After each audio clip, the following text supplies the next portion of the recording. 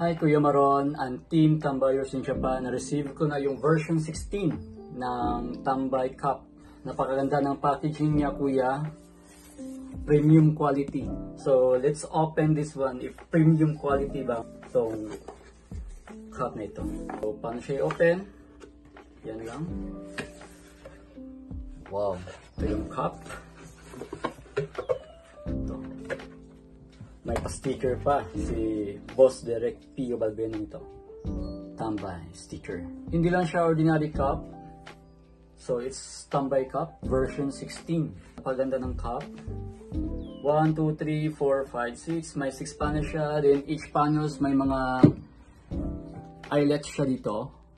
So that's for ventilation. Yan yung mga eyelets niya, ventilation. Para makalabas, pasok yung hangin.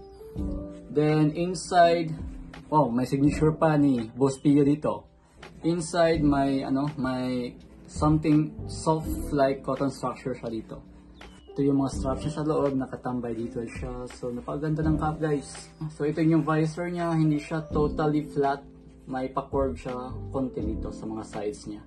So overall rating ko dito is 9.5 out of 10. So bakit hindi 10? Bakit hindi perfect 10? Kasi I believe there's no such perfect product and each of us has a different design preference. So pag perfect na ito, hindi na tayo mapoproduce ng mga version 16, version 17. So excellent yung paggawa from packaging to the product itself.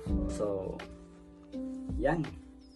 So shout out sa iyo our very own Tambay, Boss Derek P.O. Balbena, and shout out sa iyo Boss Edwin Cocomeron. Napaganda po ng cup.